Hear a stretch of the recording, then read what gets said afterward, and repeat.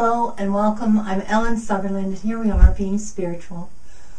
I just had a lot of fun looking around for my little remote control, which is the gadget I use to turn the camera on or off so I don't have to get up and fiddle around. It's a cool little gadget, but I lost it and I looked around for it. Couldn't find it anywhere, upstairs or down. Finally occurred to me, I could use muscle testing, kinesiology, consciousness research to check out where it is, where the lost little gadget is. So I finally wandered my way up here, having already looked through this room. Now the room isn't that big, but big enough, and I couldn't find it. It's just a little wee thing. So I stood in the middle of the room, stood over there in the middle of the room, and I said, all right. I put my index finger and thumb together and using the O-ring method. Strong means a yes, weak means a no. And I said, the remote is in that side of the room. Yes, got a strong. Now I always check. The remote is in this side of the room. And I got a yes. So that befuddled me. I thought, how could that be? So I checked it again, got a yes both times. So then I thought I'd take a different tactic. The remote is on my desk, I got a no. The remote is on the floor, I got a yes. So I went down on the floor, and this is a variegated carpet here, dark variegated colors. So I thought, maybe I've not noticed it, although I already scanned through the floor. I was standing in the middle of the room, and right before me, by my desk, were my black and pink runners, and this little remote is kind of red and black.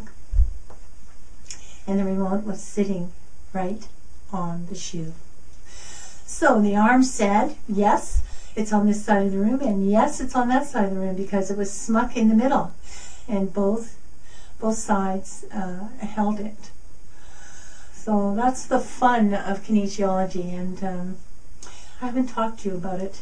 So it occurred to me after finding this with a yes, that I would share a little bit about it. So how do you do it? You can use a pendulum, and you can use the O-ring method that I said, index finger and thumb, and a strong is trying to pull the index finger through the circle, and it just feels strong and it doesn't break. And weak is that it breaks quite easily. But the thing is with this kind of process is that you need to practice it until you're sure of yourself. You're sure that when you get a yes, it's a yes, and you trust it. Because like everything else in our practice, what pops in is our I know mind telling you, then you must be wrong. You must have made a mistake. That can't be right because you know better. You must practice enough to get over that and override it. But I encourage you to play with muscle testing and to use innocuous things in the beginning, like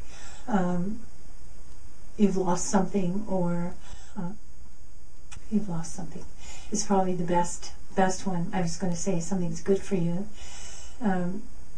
If you're checking out whether a substance is good for you, be sure that you check it every day, because some days you don't need a substance and some days it would be very helpful. So you get a weak one day and a strong the next, or a weak and a strong.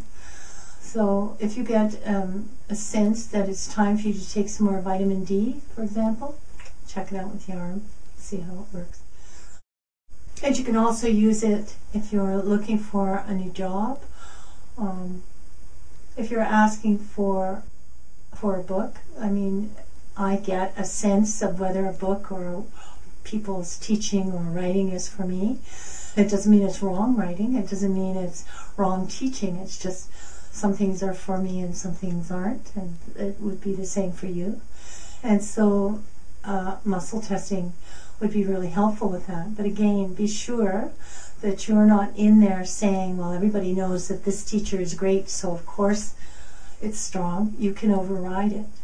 You can override this. You have to get to the point where you really love truth more than you love what you think the answer should be.